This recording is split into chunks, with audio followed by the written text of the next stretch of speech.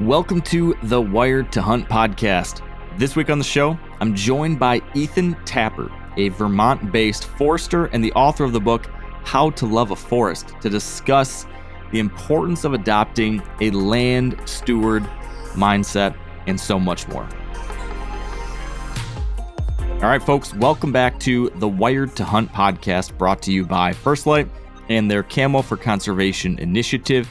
And today we're continuing our habitat series, and we've got a great one today about the philosophies and mindsets and maybe attitudes that we might be able to adopt as we grow as land stewards and habitat managers and wildlife managers.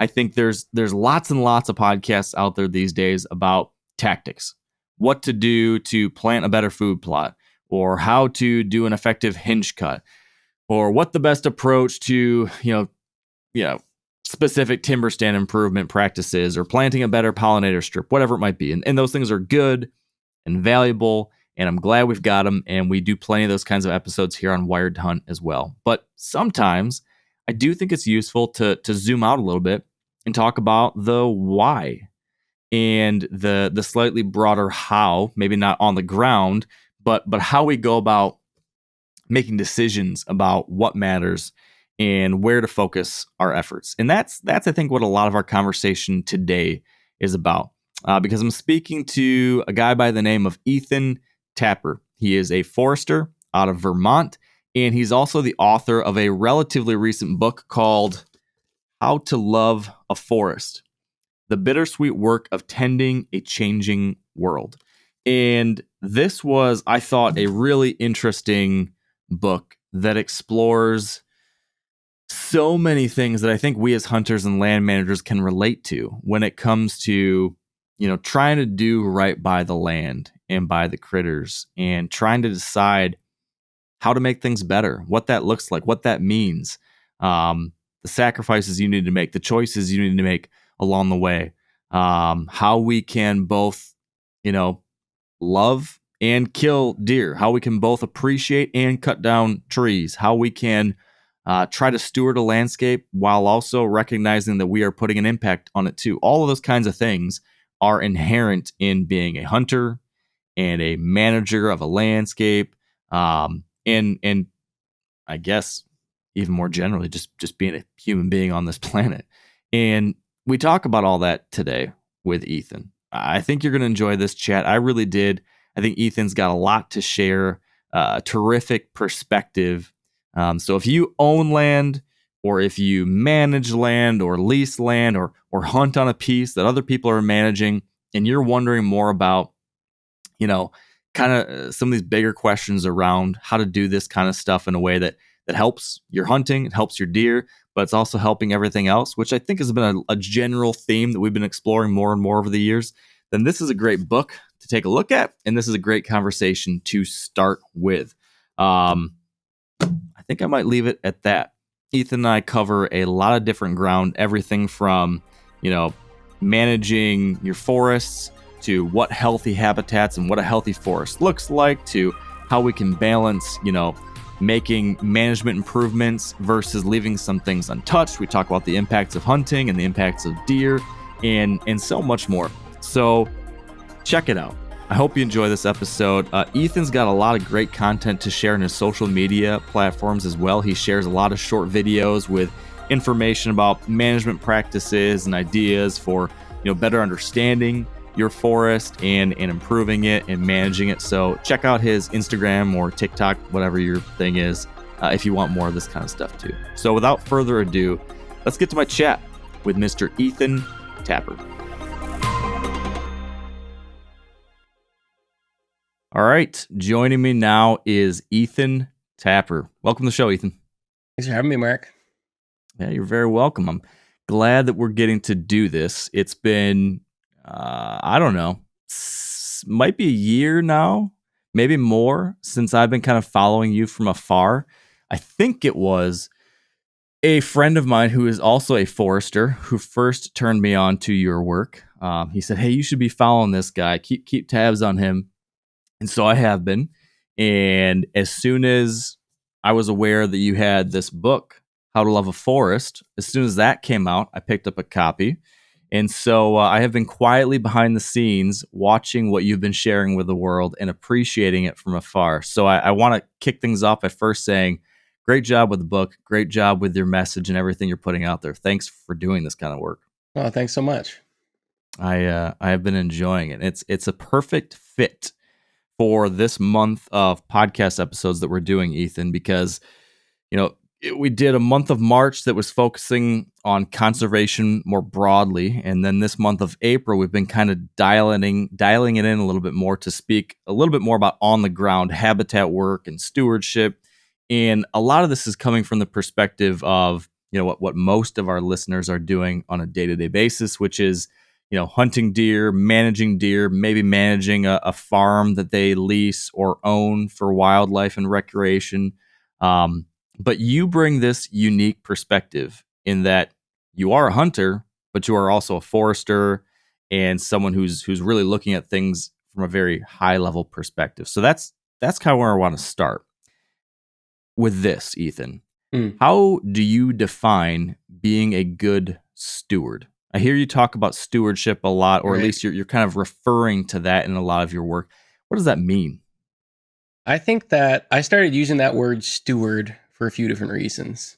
I think one thing that's neat about it is that it sort of contains this idea of a temporary nature, that our time on this land is temporary, right? That we're all passing this land on to someone in the future generations. But also this idea that I think if you were to read the book or check out some of my content, you would be like, oh, this guy is a proponent of forest management. And that's really not what I'm talking about. What I'm talking about is something that is like much broader and more holistic, which is this concept that I call stewardship, which encompasses when we're going into these forests and we're doing things like controlling non-native invasive plants and cutting trees, doing what we call logging, right? And also so much more. If you all are, out there, if you own a piece of land, that taking care of that piece of land entails trail management, boundary line maintenance, habitat management, a lot of time where you're just sort of like walking around, checking stuff out, seeing what's going on. Like that's all part of stewardship. That's all part of how we take care of this land. And I think that the way that I think about the role of active management, like when we're actually in there creating habitat, cutting trees, that's just one component of this bigger thing. That's really what we want to do. Yeah. How did you grow into a realization that that's important? Did you know, like from an early age, that this was an important way to live with the land and to participate with it in an active way? Or did you have a moment at some point in your history where all of a sudden you realized, oh wow, there's a different way to do this? What did that look like for you personally? I really got into it, so part of my story is that I have a different experience than I think a lot of folks who are in this line of work, which is that, you always hear these stories about folks who are biologists and ecologists, hunters, land stewards of different shapes, and kinds. And I feel like always they're like, I was always the nature kid, like I was always into this stuff. I always knew that I wanted to be spending all my time out in the woods. That wasn't my experience at all. And actually, I had like no idea that that's what I wanted to do. And what ended up happening is that I got a scholarship to go to the University of Vermont, and I didn't know what I wanted to study. And my first serious girlfriend, my high school girlfriend, ended up going on this wilderness expedition that was like 5 months long with this program. And she came back and she had this like huge life-changing experience. And I had not. I'd just been like, hanging out in my dorm room doing what 19-year-olds do. And and then we weren't connecting. And I thought we were going to break up. It was freaking me out. And so I was like, well, you know what I'm going to do is I'm going on a wilderness expedition. And that same program was offering one that left in 2 weeks. And it was 6 months long. And we were going to ski north for 3 months, build a canoe and canoe back down. And, I'd never camped outside in the wintertime before. Didn't know how to ski. Never really canoed before. And I just ended up doing it. And it ended up being this like life-changing experience. I should say, in retrospect, I did it ostensibly like for no reason. The relationship didn't work out. Yeah. But after that, all I wanted to do was just be in the woods. And I ended up working as a wilderness guide. I lived in this like uninsulated yurt in the woods of Maine with a fur bow floor for a year. Ended up working with draft animals, draft horses, did a little bit of horse logging. And then after that, I had to go back to school, or I was going to lose my scholarship. And then I just kind of picked forestry because it had the word forest in it. And it seemed like, what little I knew about it, that it was a pretty cool thing. So what happened to me was that when I was coming from this world of like the kind of like the primitive skills guiding world, I really had this kind of leave no trace attitude where I was like, all we got to do is just like keep our hands off this thing that we call nature and leave it alone, and everything's going to be fine. And then once I went to forestry school, I started to realize that actually, like a lot of these forests that I'd thought of as just like perfect and pristine utopian places were actually dealing with this incredible amount of threats and stressors. Like they were not okay at all. And that there were all these actions that we could take, this stuff that we could do to help them out, to help out forests, to help out wildlife. And so that's sort of how I got into forestry in the first place. And I can talk about, I had some more experiences in like different parts of forestry, but the thing that really drove home this stewardship idea for me was when I became the owner of my own land, which is this 175 acre piece of land here in Vermont that I call Bear Island. And that was when I was like, started to realize the power that like an individual person can have on a piece of land to really, take this forest that in my case was super degraded and needed a lot of help and really like steer it into a better future. Yeah.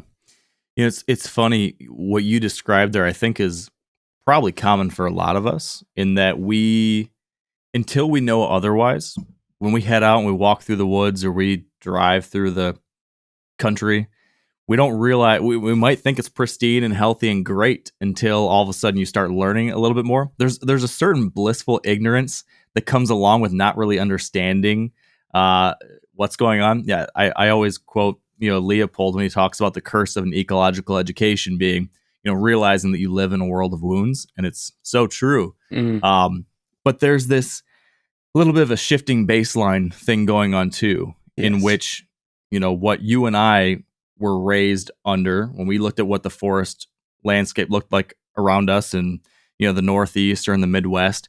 This is all I've ever known, and I've always thought like, oh gosh, this is pretty good. And then you start to realize, oh, what I think is healthy and pristine maybe isn't. So I think this is a challenge for a lot of folks. Your average American or outdoorsman or landowner doesn't even know what healthy actually looks like. What does a healthy forest or healthy landscape look like, Ethan?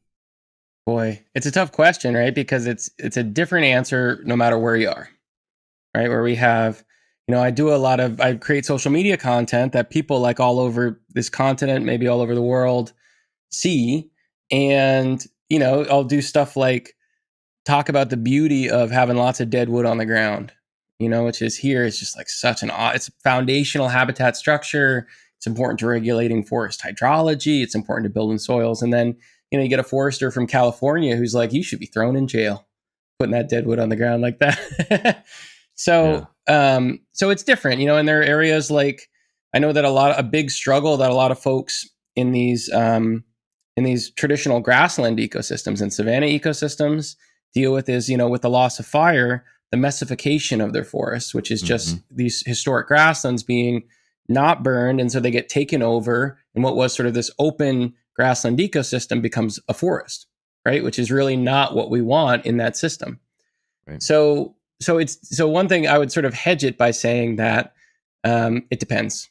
Yeah. And the quality that I think about more and more to judge the health of our forest, though, is resilience. So resilience is a really cool word. Basically, in its most basic sense, it means the ability of something, an ecosystem, a person, to experience adversity and then to bounce back from it, to respond to it. And that's, in the medical community, increasingly people use that as a definition of health. It's not about like how many, how fast your heart beats or like what your body fat percentage is, as much as it's about the ability of your entire body when it experiences some kind of adversity, some health adversity, to like respond and to be okay in a holistic way.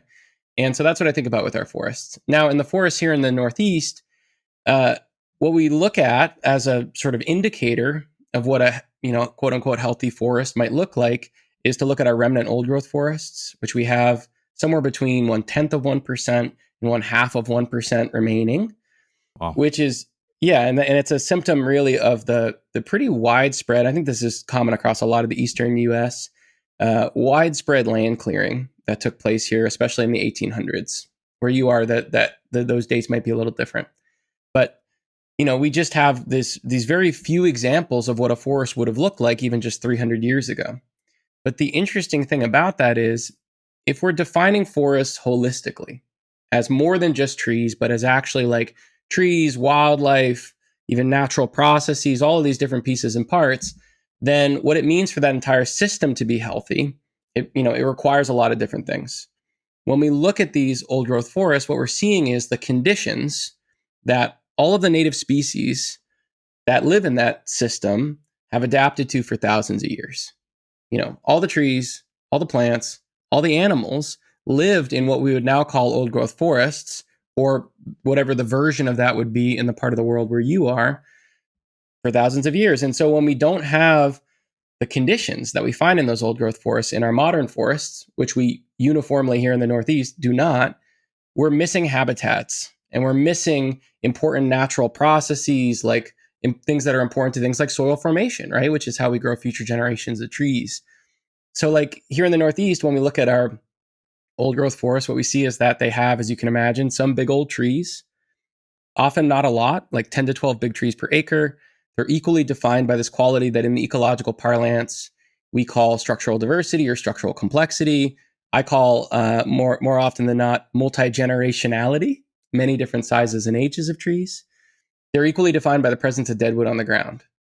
So all of those qualities are underrepresented today as a result of that land use history, which has given us these forests that are relatively young, often dominated by a single age of trees, missing deadwood on the ground, missing that multi-generationality, missing those big old trees.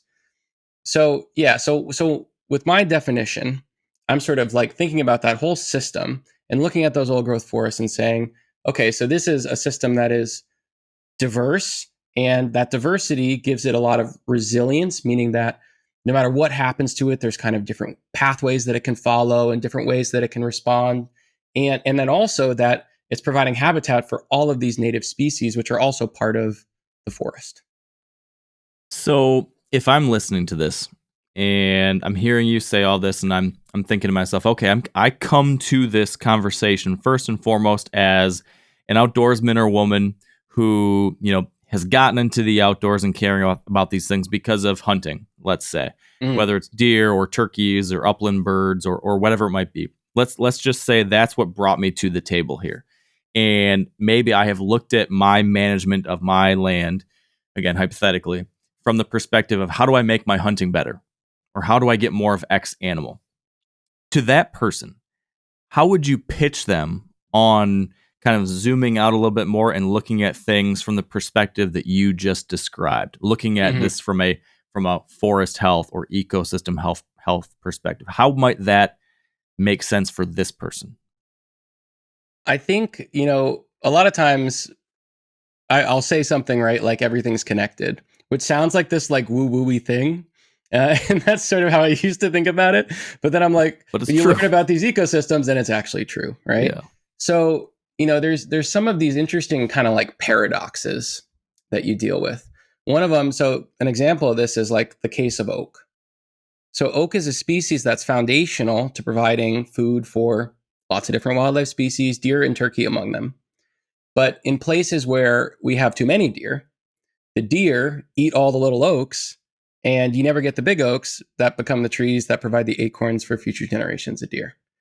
Uh, Oaks are also, a species that is really important to providing habitat for songbirds. They host these very dense and diverse populations of invertebrates. Songbirds are species that are important to regulating populations of forest pests. So because they eat so many insects, one of the things that they do is lower the populations of these insects that are low-level defoliators of trees. And what we've seen is that when birds and bats are actually removed from forests, some of these insects that are super benign, have low populations in the forest. They defoliate trees a little bit, but it's not a big deal. Suddenly their populations increase exponentially, right? And suddenly they become like a legit forest pest that, especially when combined with like other stressors like drought and stuff like that, can legitimately stress out our trees.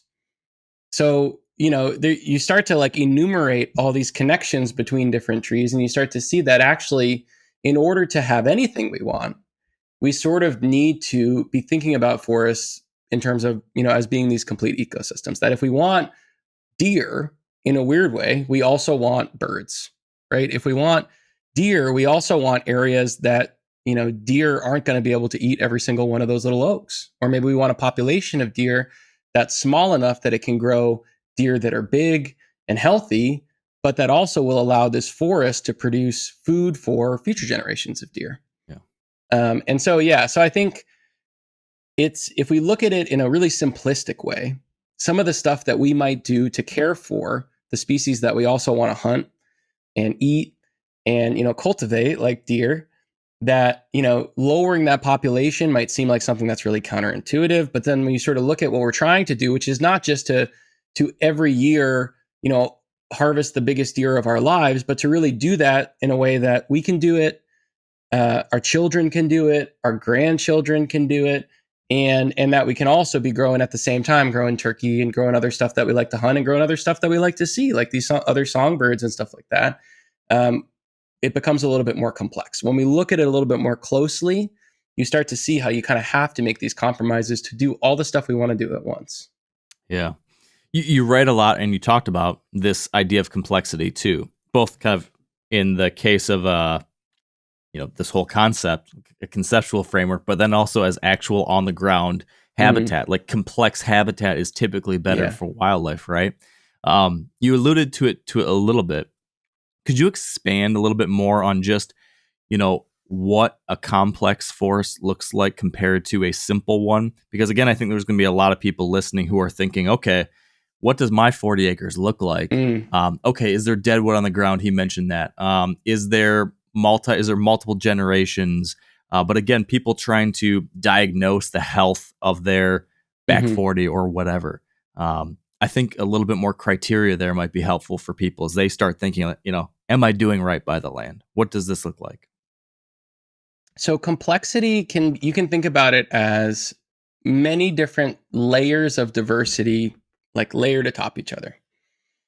So what we really want to see is just like a lot of different things in the same place at once. We want to see a lot of different conditions in the forest. So we could think about that in terms of lots of different species of trees, lots of different sizes and ages of trees, lots of different structural conditions of trees. So we might have areas of young trees, areas of older trees, areas of all those different sizes and ages of trees mixed together.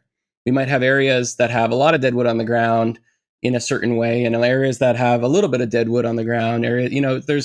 You could enumerate all these different things again and again and again. I think that one thing when we're talking about creating complex habitats, what that does is basically allow us to provide the most habitat that we possibly can in a given area. So like an example that I'll give is that if we have forests, like we often do, that are a lot of trees, we call them even-aged forests, a lot of trees that are all the same size, all about the same age. Oftentimes, the canopies of those trees are growing very closely together, and so there's not much light reaching the forest floor. And that, combined with maybe a little bit of deer overpopulation or something else, is causing there to be nothing going on in the understory. So in that forest, we're providing habitat for a few species. The species that will utilize that kind of closed canopy forest, the species that will utilize the habitats provided by those tall trees of those species. You will not see any other species that need other things. Species that might utilize, like in the case of here, like black bears that need to eat raspberries and blackberries aren't going to be there. There's no raspberries and blackberries there. They might pass through there, but it's not going to hold that species, right? And same thing with a species like some of our songbird species that nest in the understory, forage in the understory, any species that utilizes a different habitat condition. So what we see sometimes when we cut trees is suddenly you take this forest that's providing this one kind of layer of complexity, this one canopy level this one thing. And suddenly we cut some of those trees, we let the forest regenerate. Maybe we do that a few times. And suddenly we have young trees, middle-aged trees, old trees, canopy gaps, young forest, shrubs, herbaceous plants, all of these things in the same place. And it feels like even though ostensibly you like took something away, you cut trees, you killed trees, what you've actually done is just massively increase the volume of habitat that's there. You still have all the habitat associated with, for all those species that like that upper closed canopy forest and those tall trees, but you also just like have so much more. One thing that I often tell people about this concept of wildlife cover that we talk a lot about is that we run into this situation where, for whatever reason, intuitively, a lot of people want to see this very simple forest, simple habitat. They want to see a forest where like they have these evenly spaced trees and there's really nothing in the understory. You can just look right through and you can see a long ways. Well, you have to know that basically any wildlife species that isn't totally comfortable having you or another predator see it is just not going to be there. The fact that you can see through the understory of that forest is the exact reason why you're not going to have many of our different wildlife species. There's nowhere for them to hide. Why would they be there? And so it requires us, interestingly, to kind of like reimagine and reassess what we think a good looking forest looks like, because in order for us to provide that cover that we need, we might need to make a forest look less kind of intuitively good to us. Yeah.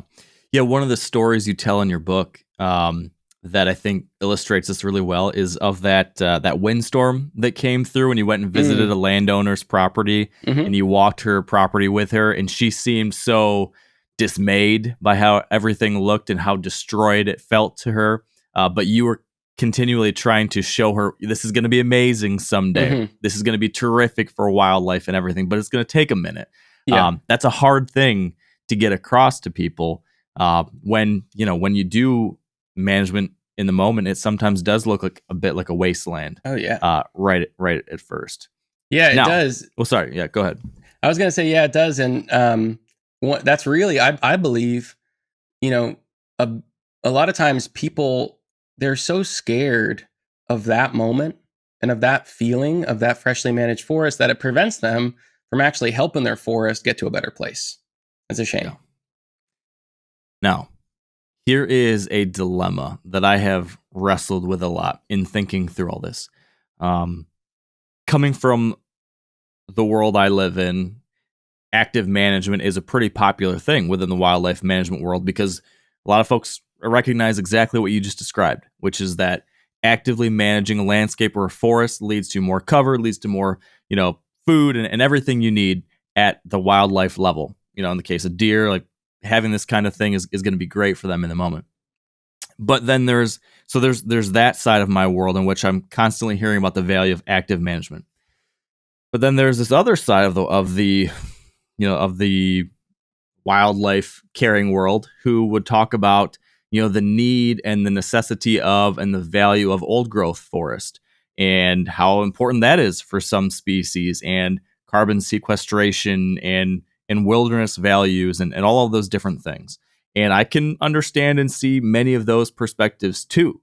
And so I naturally think to myself, well, we need both. We need some of both. And I've heard you talk about that too.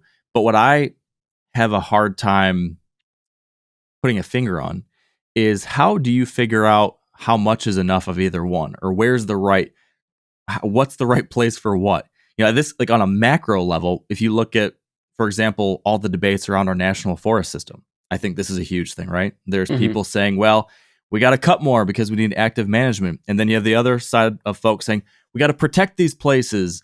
We need to preserve the last little bit of old growth we have. I'm throwing a lot at you right here, Ethan, because I've got a lot of questions. Yeah. What are your thoughts on kind of this overall issue that I'm laying out?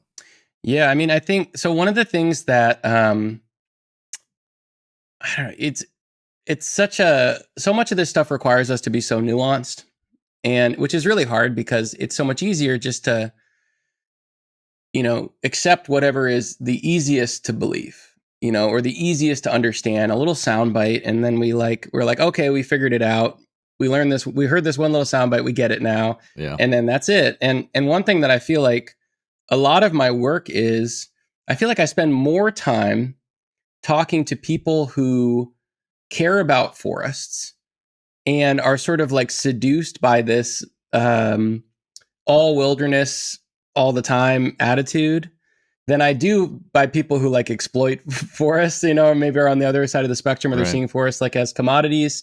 I think that, wilderness is important. And it's important for a variety of different reasons. It's important, I believe, for cultural reasons.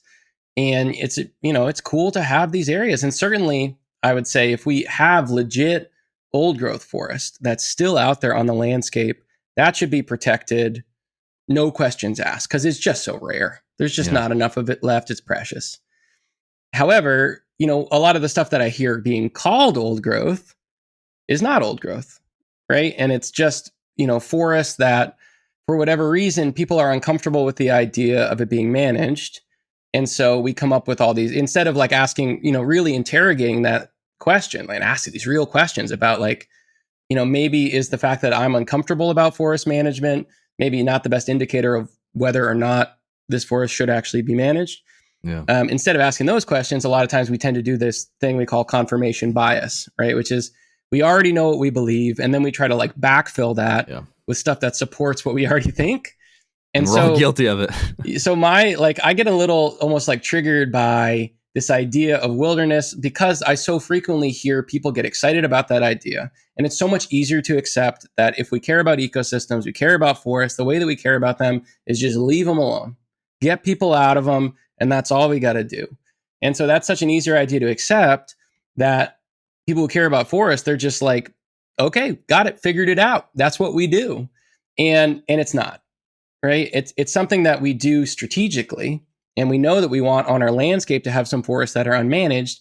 But we also know that, like, number one, we have lots of different values that we're trying to manage for. And just this no management situation doesn't help us with all of them. Number two, there are situations that we're in with our forests right now where I would argue that to not manage them because of the volume of threats and stressors that they face, they're just not going to get over on their own and ever be an old growth forest without a little bit of help. I would argue that in that case, no management is irresponsible.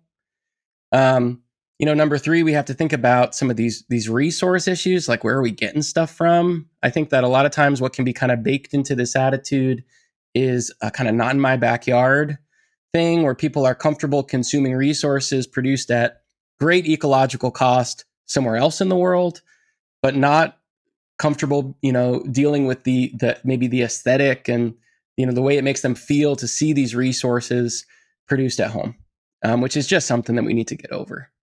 Yeah, that's a doozy.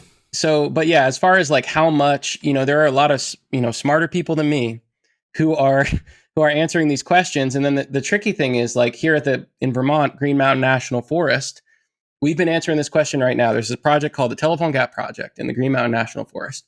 And what they're doing there is exactly trying to figure this out, being like, how to get all of these values to provide habitat for all these species of concern, to provide local renewable resources in our working landscape, to manage for even things like old growth conditions, helping our younger forests be more like old growth forests centuries sooner than they can develop these qualities naturally. And, having some areas set aside to be unmanaged in perpetuity. Like, they're doing all that stuff at the same time. And that's it. They're doing it. That's what we want to do, really. But then the part of that involves active management is so confusing and so counterintuitive that then we have groups suing the U.S. Forest Service saying that, they don't care about any of these values. They're just, they're just clear cutters, right? They're just in it for the money, and they're just in bed with industry, which is just, total baloney. But there are smart people who are trying to figure these things out. And folks in the conservation community, everybody that I know here in Vermont who's in this world, who works for nonprofits, who work for government agencies, all they want to do is just answer that question. Yeah. But it's complex. So for a landowner, you described, we kind of talked about one bucket of landscape, which would be, understanding, do I have a simple forest or a complex forest? And that being one indicator of what I might need to do as someone who's trying to manage this. But then you just described two other options, which is either one, maybe you have a particular set of circumstances that warrant you leaving it alone, or on the flip side, you have a set of circumstances that is so unhealthy that it'd be irresponsible not to do something.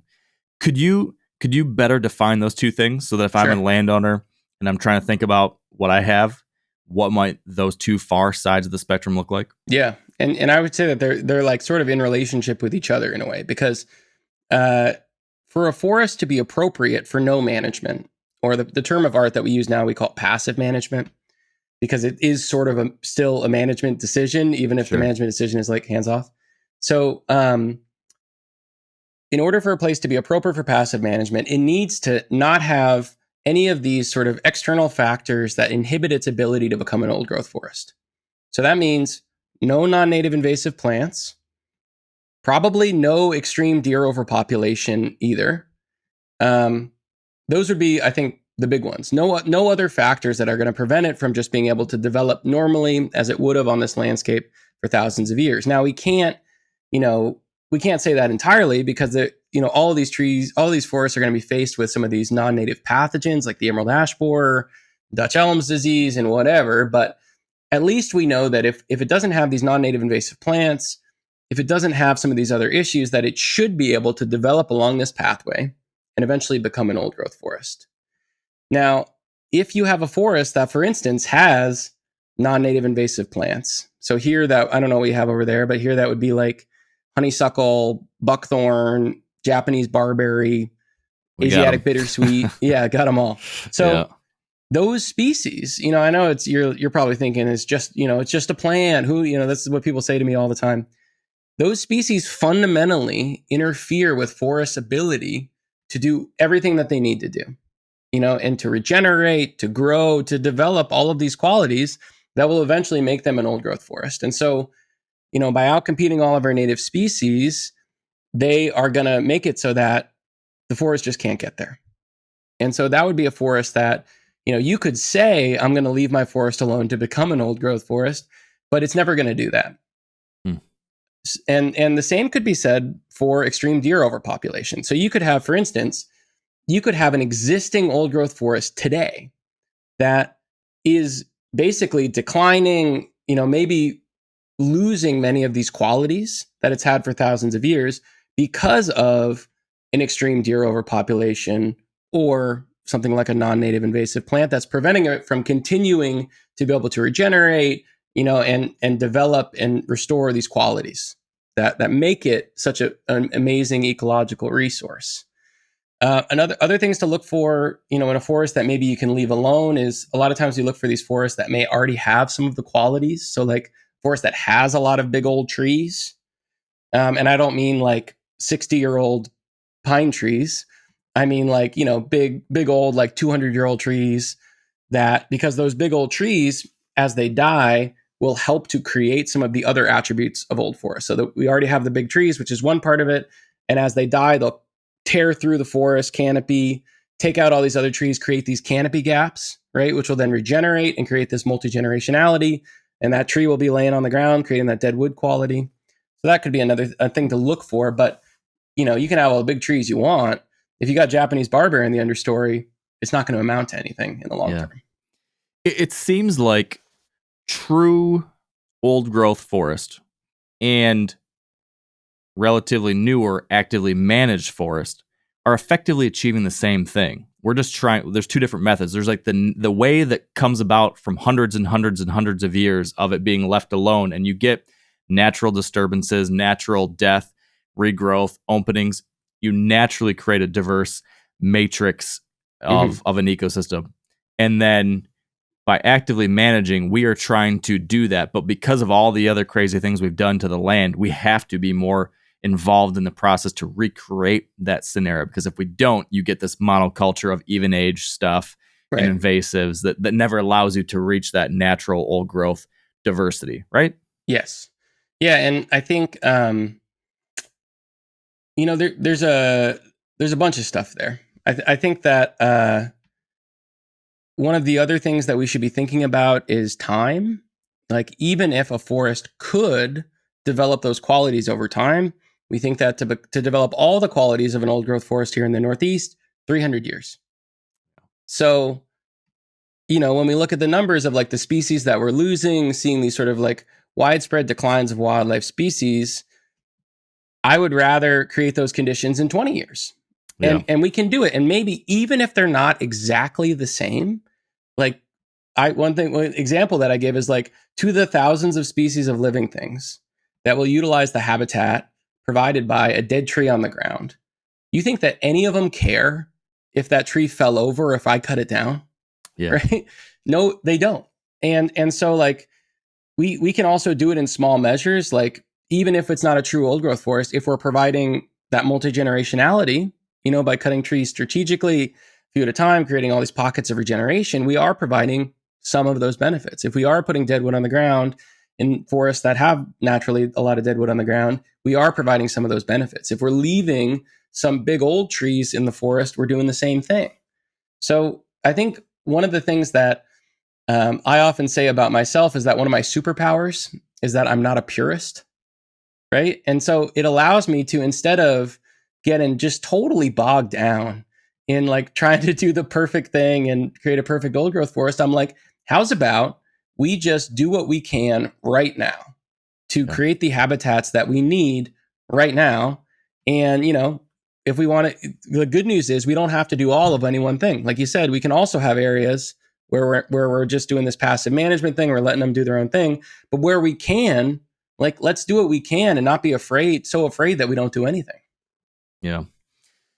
So the hunting community, I would say broadly, is very comfortable talking about, adding things to the landscape that will make for better wildlife habitat and better wildlife populations and hunting opportunities, right? Anyone listening to this will be all for, hey, let's do some timber work, some timber stand improvement that'll get some more critters out there. That sounds great. But the white elephant in the room, or the elephant in the room, or however the saying goes, is the fact that sometimes removing something might actually be the most important thing to creating this healthier ecosystem, which is the critter that a lot of us really like a lot and like to see and hunt, which is deer. Yeah. And you write very well about this topic in your book, exploring this topic and exploring the impacts that deer have on the landscape negatively. And this one is a tough one for the deer hunting community here because a lot of people want more deer, want to see more deer, or I want to see a bigger deer, or whatever it is. Can you help me understand from a forester's perspective and from someone who has seen many, many, many different wild places and forested landscapes, and you've seen the good, the bad, and the ugly? What does an overpopulation of deer do to a forest? And what's the ripple effects of that on the ecosystem? It's such a profound question. It's actually interesting. You mentioned Aldo Leopold. He blew the whistle on deer overpopulation in like the 1920s, right? In that essay, Thinking Like a Mountain, where he talked about, he shoots a wolf, right? And then he talks about the impact of that, the loss of those predators on the landscape. Yep. And still, I think that we don't, as a people, we don't really understand it that well. So here in Vermont, we have, we think, let's say in an average eastern forest, that we can sustain maybe 20 deer per square mile, which is not a lot. A square mile is 640 acres. So we might have here, 25 to 30 deer per square mile on average. So what we see is that, sort of the first levels of the impact of deer overpopulation. I call it like early stage deer overpopulation, which is where, deer are smart and they have preferences for the stuff that they like to eat. They will always eat the most nutritious food first. Interestingly, when they're in environments with predators, that's not always true, because in addition to predators lowering their populations, it also really changes their behavior. So they can't always get to the most nutritious food first, right? Because the predators are making them go to areas where they have escape paths and other things. So that's another impact of not having predators on the landscape, is just that they are free to, eat whatever the most nutritious food is without having to worry about predators that much. So they eat the most nutritious food, those preferred browse species, and they leave behind less preferred species.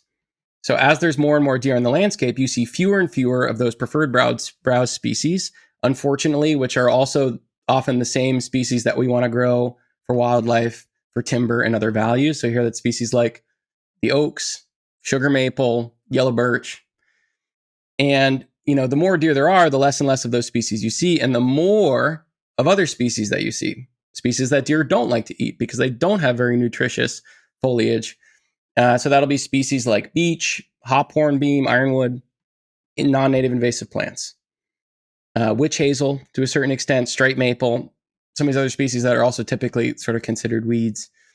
So what they're doing, the reason that this is a problem is that through their browsing habits, they're fundamentally changing the composition of that forest and all the benefits that it's providing to all of the other things that live there and to us as well, right? As we also get things from the forest. So they're making it so that those little trees, those little oaks, those little sugar maples never get to be big trees that go up into the canopy and make this beautiful, healthy, diverse forest. Now, as you get into higher and higher deer overpopulations, you see this impact increase. So you see that, you might get to a place where you don't have any woody species, no shrubs, no young trees in the understory. You might only have like grasses, Japanese stiltgrass or something, or you might have nothing. This is a process that we call, and this is at the extreme ends of the overpopulation spectrum, like some of these forests that I've been on this speaking tour and touring through the mid-Atlantic and seeing places like outside of Reading, Pennsylvania, 350 deer per square mile. Their target, wow. 8. Maryland, Jeez. 200 deer per square mile. Their target, probably less than 15. It's like really wild, and there's just nothing there, right? And that might, create a forest that looks good because there's no understory. Again, you can see right through it. But where are the future generations of oaks, right, that are going to replace those oaks in the canopy that will eventually die? Where are those other species, those herbaceous species and those shrubs that deer are also going to feed on during the summer at other parts of their life cycle, right? Where is the cover that they're going to hide their fawns in, right? Like where there are so many other things that are required to protect this species. And what we're seeing is where that deer overpopulation gets extreme, we think about foresters kind of curse at deer because they prevent us from growing future generations of trees. But in preventing forests from growing future generations of trees, you fundamentally prevent forests from just being resilient and being able to grow and being able to provide habitat, not just now, but also in the future. So, we also see it. I know that in the Midwest, deer eat a lot of food out of crop fields, which is less the case here. So you might still see big deer, even when you have an extreme overpopulation. And that's because, normally what happens is they eat all the most nutritious food out of the landscape and the deer get smaller and smaller and smaller. Where you have this like soybeans and stuff like that for them to eat, it sort of like disrupts that feedback. But normally what you see is deer get smaller and smaller and smaller. They get less and less healthy. But there seems to be no external checks on their population, right? Like if deer can get to 350 deer per square mile, it's not just like it's going to magically correct itself. I don't know when it would, maybe when they get to 1,000 per square mile. And so we have to then step into this role of recognizing that, like it or not, we are the predator of this animal. And it's our job to maintain, not the highest level of deer in our landscape, but a sustainable level of deer in our landscape so that we can have future generations of deer and everything else. Yeah. And you spoke about this earlier and, at length within the book, this fact that we are living amidst a long drawn out, but very impactful mass extinction event where we are losing many, many species, or at least their the amount. I'm struggling to think of the word I'm looking for here, but we are losing a lot of critters. Oh yeah. And wild deer seem particularly weedy and resilient, and they can deal with anything. There's a lot of other species out there that can't. And so what's happening here is that we're getting crazy high deer populations that are doing what you just described to the forest or the grasslands or the suburban, interface, whatever it is, and they're mowing down all of this other vegetation and herbaceous content that songbirds and pollinators and all sorts of other species that are struggling need. So and then as you said earlier, it's all connected. So all of that stuff eventually is going to come back around and hurt whatever the thing is you care about, whether it's deer or turkeys or quail. Right. And too many deer is not a good thing. And it's easier to make that argument here in the Northeast because we don't have the level of agriculture that folks in the Midwest have.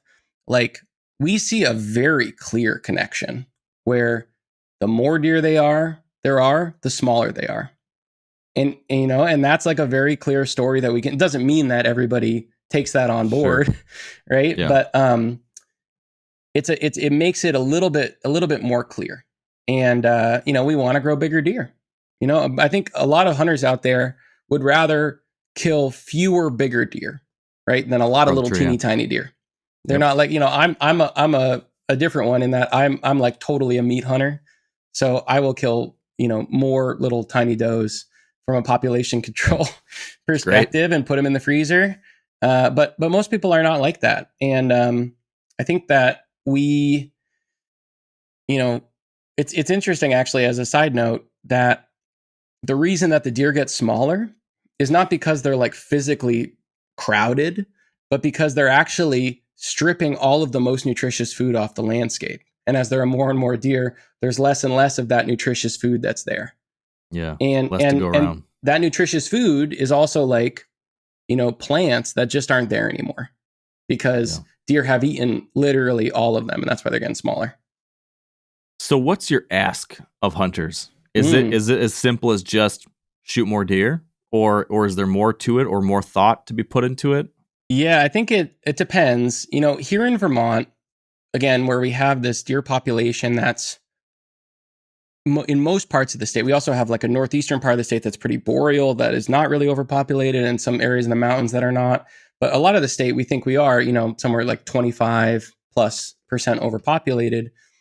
If we just had enough hunters and we had them hunting in the right way, where they were willing to target does, especially these really, really, really good hunters, the best hunters, most of whom are like totally focused on bucks. If we got them to like, be willing to plug a few does out of there, we could lower this population to a sustainable level. But we're sort of, it's not working out on both counts. On one count, like, we're losing 50% of our hunters per decade, which you can think of as like, and that's because of demographics, right? They're just getting older and younger generations aren't picking up that mantle. One thing that I'm really trying to do is to message this idea of, trying to get new people who maybe would not typically think of themselves as hunters into hunting, and using different entry points. Like, it's not just about, you grew up hunting with your grandpa or whatever. It's also about, you want a sustainable source of meat, best source of meat imaginable that you can harvest while you're solving an environmental problem, right? Yeah. And then also trying to, have these new ideas about taking does, which when I grew up, that was sort of like considered taboo because lowers the population. You see less deer, and it's also like a macho, you want to kill these big bucks and whatever. So changing that culture as well. In some of these other areas though, and the research suggests that it's about 40 deer per square mile. Once there's above 40 deer per square mile, traditional recreational hunting is no longer effective at actually reducing those populations to a sustainable level. And so that's when we need to think about some like real shifts in like the rules of how we do this. In some places that could look like a culling, like hiring sharpshooters. I'm really interested, instead of doing that, in seeing if we can't wrap our heads around market hunting. So thinking about if we had those hunters among us, I'm sure some of them are listening right now. Imagine if hunting was your job, and imagine if we recognize the fact that, we have this incredibly sustainable source of meat that is beautiful and delicious, and that we can harvest while solving all these problems, and that we made it legal for it to be sold in supermarkets and restaurants. That's a lot of food. And at the same time that we're doing that, we could be, if we did it in the right way, we could be, having healthier ecosystems. Yeah. I can see the appeal to that idea. At the same time, it scares the hell out of me. I know, because the devil's in the details. The slippery slope that market hunting let us down, 150 years ago, 200 Sure some did. years ago. So I sure hope that we as a hunting public can pick up the burden, the responsibility of taking care of this ourselves before it ever gets to that point. If we Yeah. can So just then I just think jump without on the, it and do it. I think what we need to do then is like those of you who are like really good hunters, start plugging them does, man. Yeah. And I Yep. think that like if there are a lot of food shelves that would love to take your meat, and even if it's more meat than you can stand, and it's just such a beautiful thing. So like Yeah. think about it as like this is the way that we this is the way that we protect everything, really. And if you're a hunter, I think it's your responsibility to be targeting does in a different way. And I know Yeah. that like then the other part of it is getting new people into it, right? Which is something we want to do anyway to protect our culture, Yep. and our traditions. So like we don't want to see hunting die. And Yeah. and so part of that might be like, reaching out to people who, wouldn't traditionally think of themselves as hunters and trying to get them into it, no matter who they are or how they're coming at it. It's incredibly rewarding. It's not just practically necessary, which it is. It's a necessity. Now we need to do what you're saying, but it's also a lot of fun. Like I've been Yeah. able to be a part of this now for quite a while, helping new hunters who come from different backgrounds, who haven't done this kind of thing before, and to see the joy, the surprise, this kind of, I've heard from so many people who came to it just as you described, like, hey, I want to have a deeper connection to my food, but I grew up in the city or whatever, but I've been intrigued. And then they finally get out there and they have this experience. And maybe you've heard this too, but so many people I've talked to describe it as reconnecting with something that was like deep inside of them. Like, oh, wow, this feels so right. This all of a sudden feels like I'm doing something that I was born to do in some kind of Mm, strange way. And then eating that meat and feeling a totally new sensation and experience when consuming a meal, having that from beginning yeah. to end connection to it. Man, it's so rewarding to help someone experience that for the It's first powerful time. stuff, and Yeah. it's for me, um, my dad was my dad quote unquote taught me to hunt. And then I learned as an adult when I got back into it that everything he taught me was basically wrong. He he had been mentored by these other people, but so it took me a while to really get good at it. And it was my fault because what I didn't do was seek out mentorship. But I think that it's also incumbent upon us who now know our way around this thing to not just like accept people who want to learn from us, but to like seek them out, right? And to really try to like bring along that future generation. I don't think it's just going to happen. Like the Yeah. demographically, we're seeing that we're just fewer and fewer hunters all the time. So we need to be like proactively reaching out to people to share this knowledge that we have. Yeah. And again, like might be different kinds of people. Like I don't know why we don't have like a whole contingent of hunters who are just like folks who are concerned about the morality of eating commodity meat. Like if you don't like the way beef is produced in this country and you want to eat meat, like go kill some deer. No And better way. yeah, and it's like the most sustainable meat imaginable. And Yeah. again, you're helping out an ecosystem. Or people who are concerned about uh, the ability of our forests to sequester and store carbon. You know what prevents forests from sequestering and store carbon? When they're collapsing because there's too many deer. Yeah. So yeah, it's just everything. And same thing, I'm a birder too. I'm like, why aren't these birders hunting deer?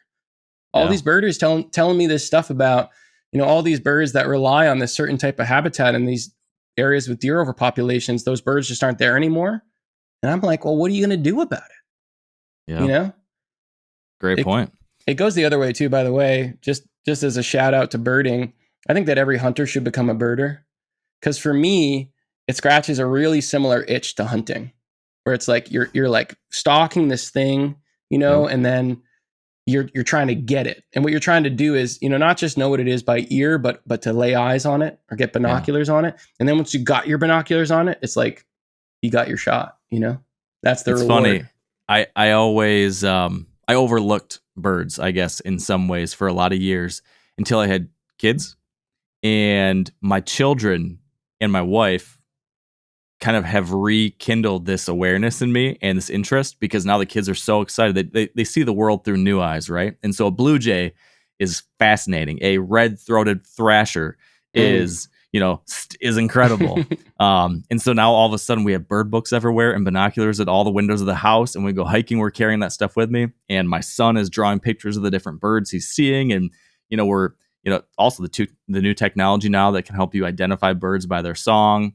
All of it has been really eye-opening and really neat to just start seeing these different layers out there on the landscape. Well, also because like the bird, every species of bird utilizes habitat that's a little different, right? So it's a really good way to sort of conceptualize the benefits provided by that complexity, where you have bird species that are really closely linked with like deadwood on the ground, that nest on the root balls of uprooted trees, or that nest in the understory or forage in the understory, or live in these areas of young forest like woodcock and rough grouse, and flycatchers that utilize canopy gaps, and nuthatches that forage on the bark of big trees, and all of these. It seems like for every quality in the forest that we want to create, there's a bird that lives in that thing. And so it's a really good way of understanding just like all the stuff that we need to be taken care of when we care for forests. So when we're looking at prescriptions, we've already talked about one of them, that being we need to seriously manage our deer herds. That's an easy win, right? Because we like to hunt. People listening to this right now we're on board with hunting. We know how to do it. There's an easy one.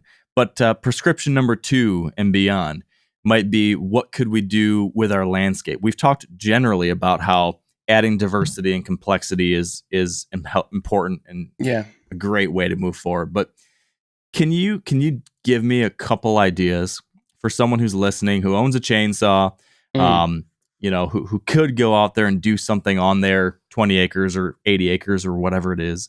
Could you give us an idea or two that from your perspective is a great way to start managing our forests a little bit better, that's going to help our goals as hunters and wildlife managers, but then also the whole ecosystem?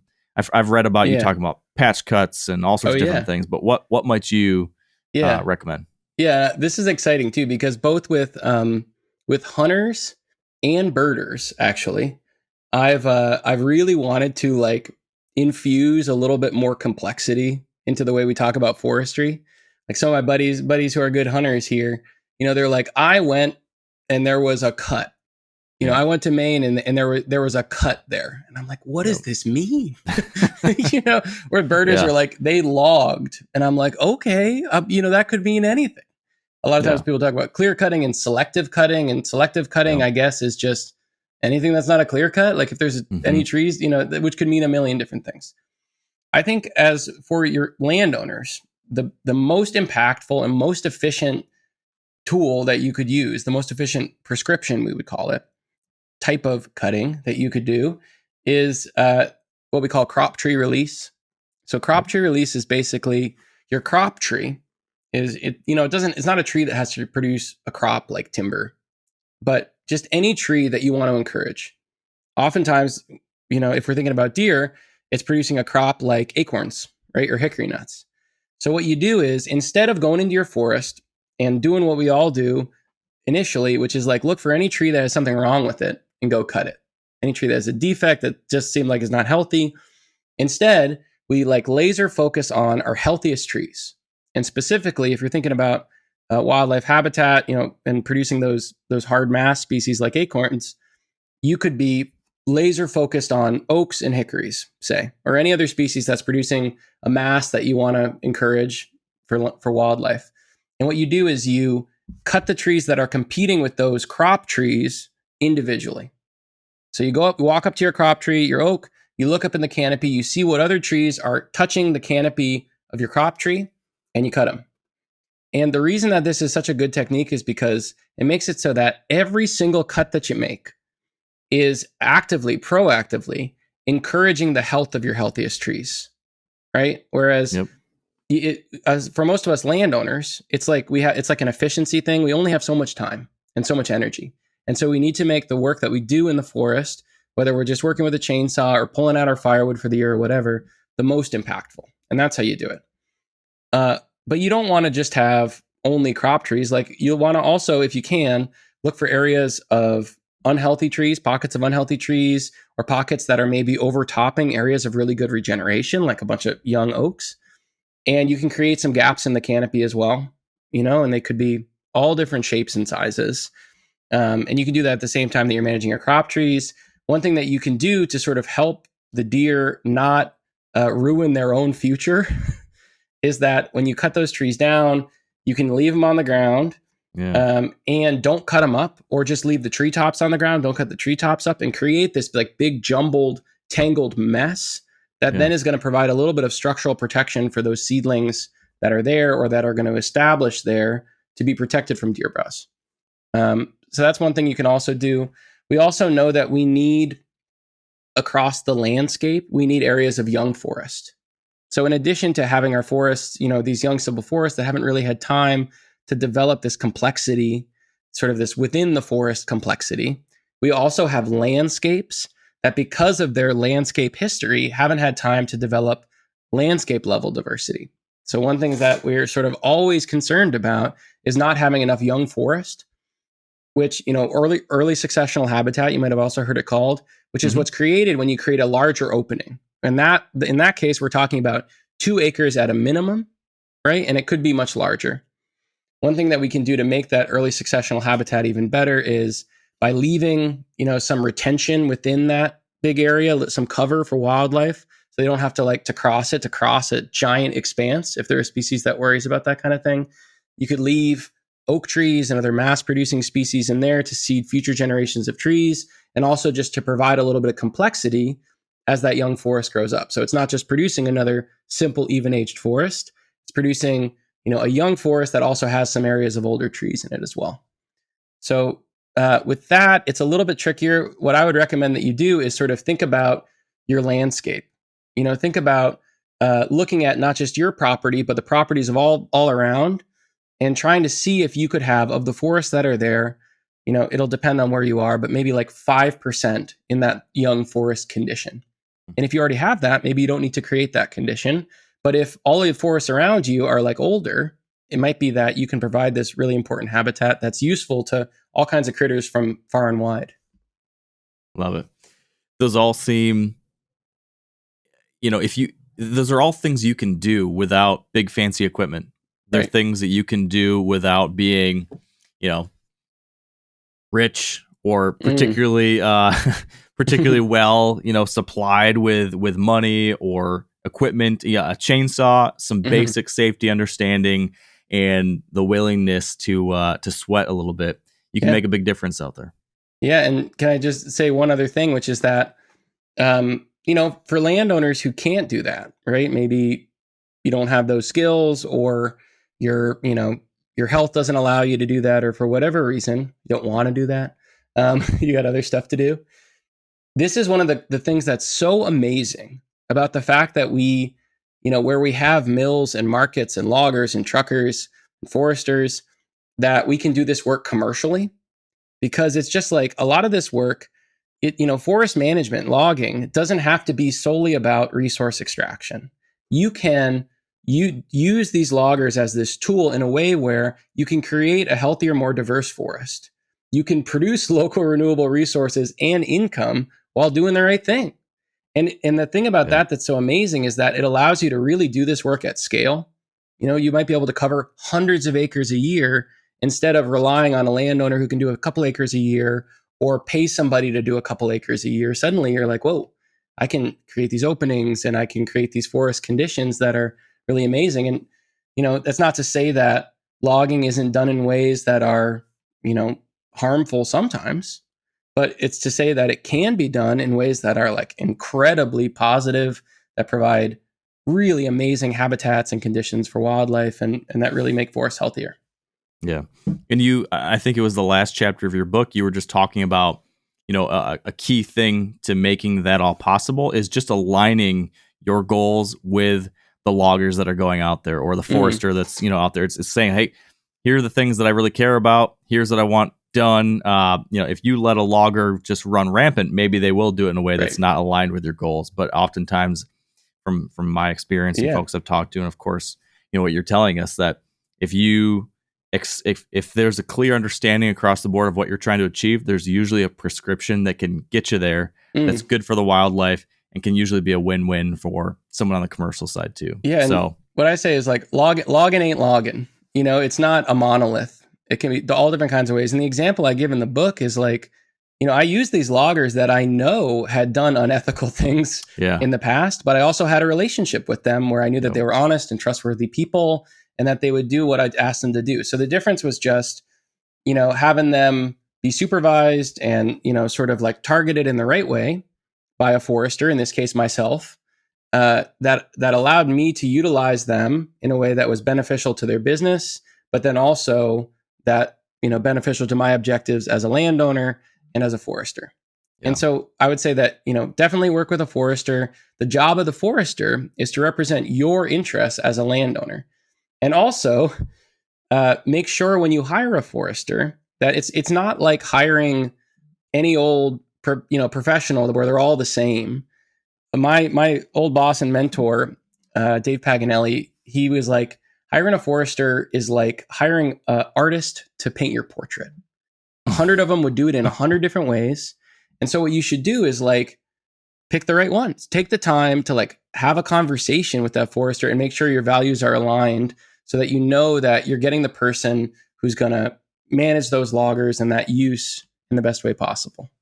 Yeah, that's great advice. So with that in mind, then, we're just scratching the surface here, I feel like, of a lot of things. There's so much more to explore and to discuss. So if somebody wants to connect with you, your content, your book, social media, anything like that, where can they go?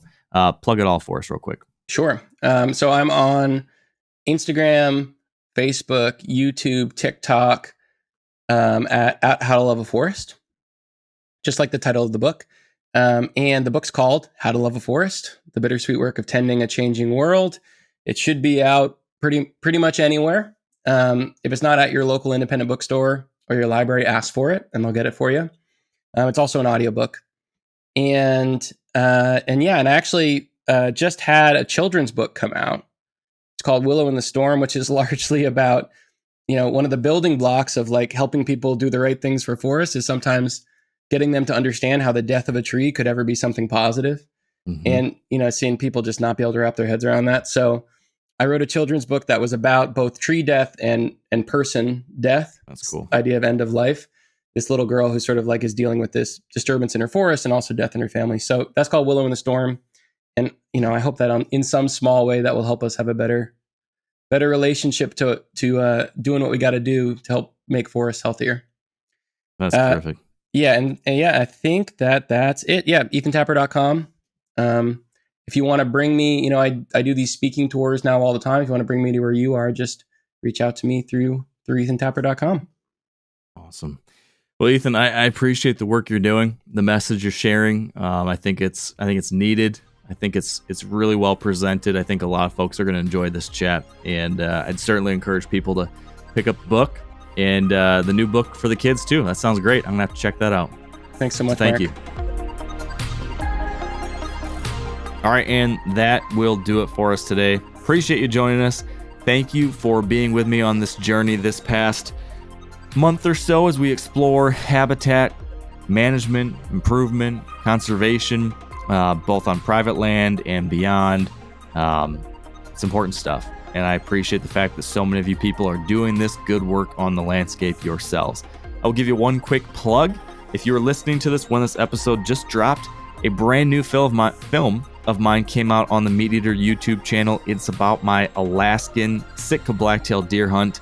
It's out today, Tuesday, April 15th is the date it drops. So check it out on the MeatEater YouTube channel and stay tuned. We'll have much more to come on that in future is the word I'm looking for, in future episodes of this podcast. So with that said, thanks again. I appreciate you, and stay wired to hunt.